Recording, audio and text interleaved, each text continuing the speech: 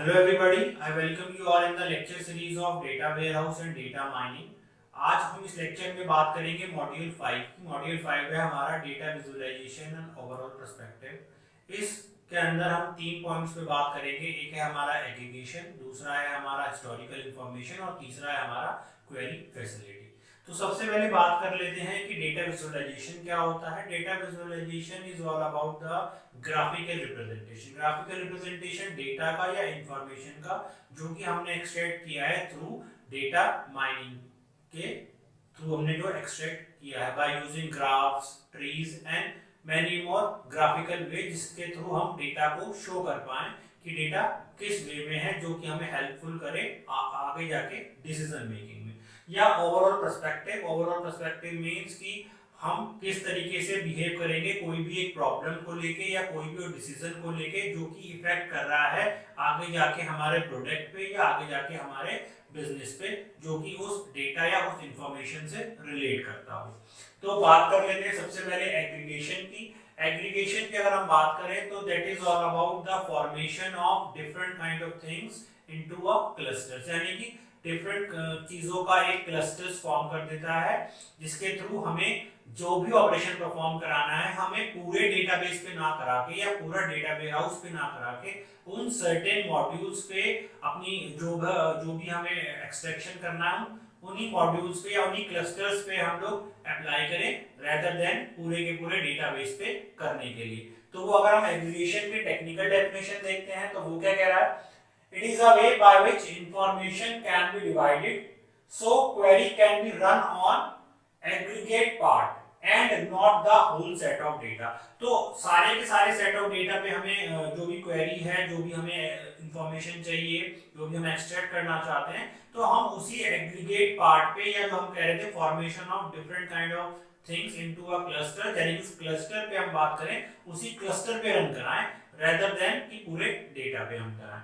अगर हम इसके हमने यहाँ पर दो तीन पॉइंट्स भी लिए हैं जो कि हमें बता रहे हैं कि why the aggregation is important या इम्पोर्टेंट फीचर्स ऑफ एग्रीगेशन, वो हमारे पास यहाँ पर कुछ दो पॉइंट्स हमने लिखे हैं। पहला है aggregation is required to examine specific part of data. तो अभी मैंने बताया कि हमें सिर्फ और सिर्फ स्पेसिफिकली कोई एक मॉड्यूल, कोई एक क्लस्टर पे काम करना है तो हमें उसी पे बात करनी है rather than full flash of data पे। नेक्स्ट क्या है, नेक्स्ट है aggregation can be used to extract general trends from the given case and highlight them.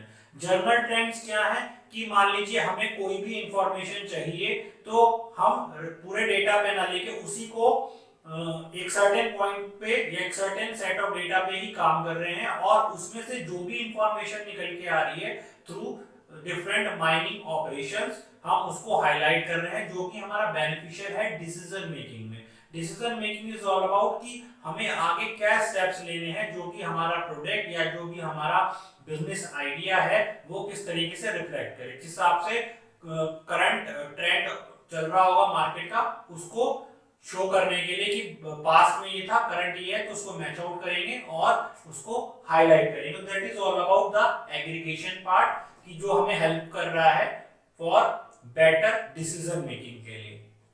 Next जो हमारा टॉपिक है वो है हमारा हिस्टोरिकल इंफॉर्मेशन। हिस्टोरिकल इंफॉर्मेशन से अगर हम बात करें तो जो टर्म हमें बता रही है वो ये बता रही है कि जो प्रीवियस हमारा डेटा है, यानी कि अगर आज हम पार्टिकुलरली 2020 में है तो अगर कंपनी का प्रीवियस डेटा क्या है, 19 का क्या डेटा है, 18 का क्या डेटा है, या कोई भी पीछे साल जो कि डेटा को एनालाइज करके हम फ्रूटफुल डिसीजन मेकिंग प्रोसेस में जो हेल्प करे, तो that is all about historical information. देख लेते हैं हिस्टोरिकल इंफॉर्मेशन का डेफिनेशन क्या है। In order to use DW is the data warehouse. Successful, it must be designed so that user can able to analyze historical information। हमारे लिए historical information बहुत जरूरी है क्योंकि जो भी हम पास्ट एक्सरसाइज कर रहे हैं किसी भी प्रोडक्ट को लेकर उसमें क्या प्रॉफिट आया, क्या डिसीजन लिया गया था प्रीवियसली, अब जो करंट डेटा है और जो हिस्टोरिकल डेटा है उसको मैच करके न्यू डिसीजन मेकिंग जो भी होगी वो उसमें हेल्प आउट करेगा। तो we are going to match the previous data that is known as the historical information and the current data जो अब का डेटा है मैच आउट करते हैं कि प्रीवियस में क्या नीड थी, क्या प्रॉफिट मार्जिन्स रहे, इस बार क्या नीड है, उसके हिसाब से क्या डिसीजन मेकिंग होनी चाहिए जिससे कि जो रिजल्ट है वो हमारे फ्रूटफुल हो आगे जाके। तो that is all about the historical information in data warehouse that is done by through data mining. Last है हमारा query facility. Query facility is all about to fire the query in certain kinds of response. जो भी हमारा response आ रहा है उसके हिसाब से हमने डेटा माइन करा और उसके हिसाब से इंफॉर्मेशन को एक्सट्रैक्ट करा। तो ये सारा हमारा होता है क्वेरी मैनेजमेंट के हिसाब से कि हम किस हिसाब से कौन सा डेटा फैच करना चाह रहे हैं डेटा वेयरहाउस से या हम कहते हैं डेटा बेस से। तो इसमें हमारे पास दो तीन पॉइंट्स हैं। पहला है क्वेरी इनिशिएशन, कहां से इनिशिएट करें उस चीज को, फर्स्ट वन वो। दूसरा मेटाडेटा। मेटाडेटा हमने अपने प्रीवियस लेक्चर्स में भी डिटेल किया हुआ है। अगर मैं यहाँ पर इसका ओवरव्यू बताऊं तो metadata is data about data की डेटा का एक तरीके से पूरी इंडेक्सिंग, किस तरीके से इंडेक्सिंग की हुई है कि कहां पर क्या चीज मिलेगी। मान लीजिए अगर एक बुक की हम एग्जांपल लें तो सबसे पहले हम इंडेक्स देखते हैं। तो इंडेक्स में हमें ये पता चलता है कि इस पॉइंट पर ये पेज नंबर पे ये पॉइंट दिया हुआ है। तो डेटा की अगर हम बात करें तो उसका पूरा इंडेक्सिंग कि जो हमें डेटा के ही बारे में बताया तो उसका एक अलग से डेटा मेंटेन करना, that is all about meta data.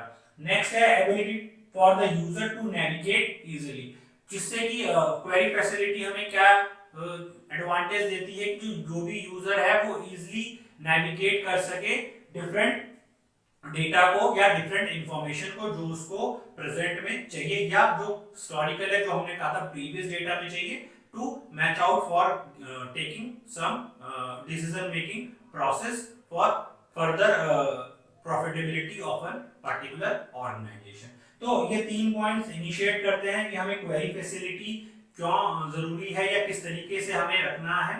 तो that is all about the query management. अगर हम इसको देखें तो that is the basic query management process जो कि हमारा रिलेट करता है तीन मॉड्यूल्स के अंदर। पहला है डेटा, दूसरा है क्वेरीज और तीसरा है हमारा यूजर्स, कि यूजर्स किस तरीके से क्वेरी जनरेट कर रहे हैं या किस तरीके से क्वेरी लगा रहे हैं डेटाबेस के अंदर और उस हिसाब से क्या डेटा जनरेट हो रहा है। तो आप ये देखेंगे कि हमारे पास अगर तीन मॉड्यूल्स हैं तो यूजर इंटरेक्ट कर रहा है क्वेरीज से, क्वेरीज इंटरेक्ट कर रहा है डेटा से और डेटा सीधा जा रहा है हमारा यूजर्स के पास। यानी कि मैं यूजर हूं, मैंने क्वेरी चलाया, उसके रिस्पेक्ट में कोई एक फॉर्मेशन हुआ, कोई एक्सट्रैक्शन हुआ और जो रिजल्टेंट है, resultant either in the form of some information या some form of data that is represent to the user, जो हम यूजर को दे सके। तो यहाँ पर हम देखिए यूजर्स, यूजर टाइप, क्या यूजर का टाइप है, it is an admin user, it is a management user, it is a manager, that depends. And number of users, कितने यूजर्स एक साथ उस पे काम कर रहे हैं। तो they simplified a query, the query can be simple और द कॉम्प्लेक्स। वो हमने फर्दर डिवाइड किया है दो पार्ट्स में। वो जो भी हमारा डेटाबेस के कॉन्सेप्ट्स हैं उससे रिलेट करता है। फिर the query that relates to the data, जो भी क्वेरी हमने फायर किया है उसके रेस्पेक्ट में जो भी डेटा आ रहा है दैट इज डेटा कंटेंट, क्या कंटेंट है, कॉन्करेंसी उसका क्या है, किस तरीके से कंसिस्टेंसी मेंटेन कर रहा है या नहीं कर रहा, वो सारी चीजें इसके डेटा के रेस्पेक्ट में हमारा शो हो रहा है।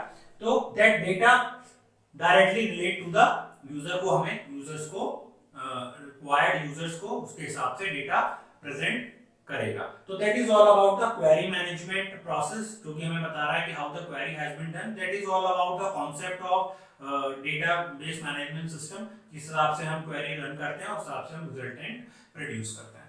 तो that is all about the three concepts that comes under this module, data visualisation and overall perspective, कि एग्रीगेशन क्या है, हिस्टोरिकल इंफॉर्मेशन क्या है या क्वेरी फैसिलिटी हमारा क्या है। I hope the lecture is clear. अगर आपका कोई भी क्वेरी है तो आप हमें कमेंट्स में लिख के पूछ सकते हैं। Thank you for watching this video.